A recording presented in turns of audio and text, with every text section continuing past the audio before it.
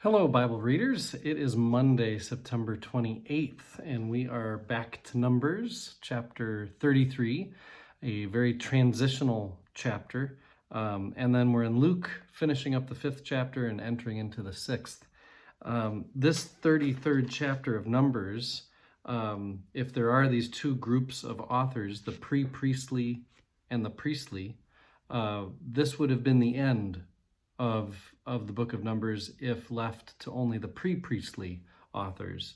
As the last couple chapters of Numbers, we finish tomorrow, they're written by the priestly authors. This chapter does provide a transition in this book of Numbers as it looks back to review how God leads in the wilderness. And it does that by listing the places that Israel has stopped along its wilderness march.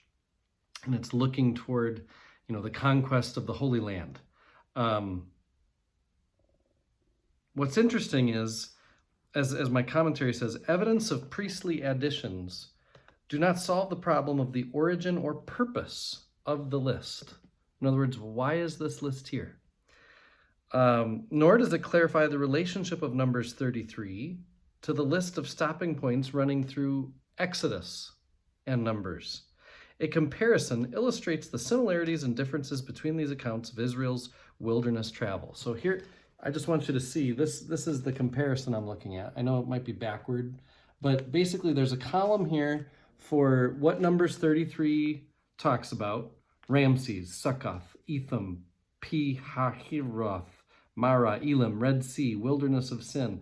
And then it's got, in another column, the Exodus Numbers itinerary that are similar and the Exodus Numbers itineraries that are different. So like, for example, there are 5 different places that Numbers 33 names that Exodus does not. They are completely unique to Numbers. And so, of course, people have wondered for a long, long time, why?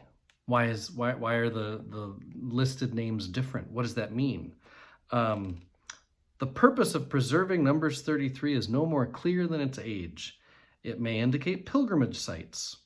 Another person concludes it shares characteristics of records associated with military campaigns. And that really is where most academics settle, is that this is about showing the progress of a military march, and it was written to encourage the current generation, whenever this was written, that Israel would continue its holy war across the Jordan. This is about, how did the holy war go? Let's name all the places God was with us in this holy war so that we will continue with the holy war. So that's probably what Numbers 33 is about. And then we get to this section of Luke, and this is about, do you have a new heart? That's as much as anything what this first story is about. In the ancient world, sharing your table with someone symbolized a kind of spiritual unity. It wasn't just hospitable to have somebody over to your house. This was showing real support for one another in a deep spiritual way.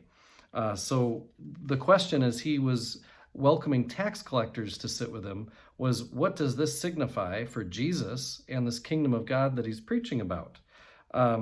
If he let tax collectors and sinners be a part of this fellowship. And then the other question was, John's fellowship, John the Baptist, people that got to be around him, his fellowship, he fasted. He didn't eat much. Whereas Jesus, his fellowship engages in banqueting. He's kind of a party guy. I mean, not like what we would call a party guy, but anyway, John gets the reputation for being an ascetic, not doing much. Jesus gets the reputation for being a feaster. Jesus' fellowship, we learn, is not one in which the righteous are separated from the sinners, but one in which the service orientation of the physician defines the community and wants there to be access and availability to all. And of course, that's all symbolized as Jesus has the parable about him as though he's the bridegroom at a wedding banquet. And so this is about do you, upon hearing about who Jesus allows near him, do you have a new heart for this new ministry? And then in the two controversies that follow that story, Jesus establishes a priority for moral activity above ritual activity. I think this is a really important theme throughout Luke. Jesus didn't just come to make sure all the priestly boxes get checked. He's not going to get tied up in ritual. He's tied up in new hearts, new morals. I am one with my God.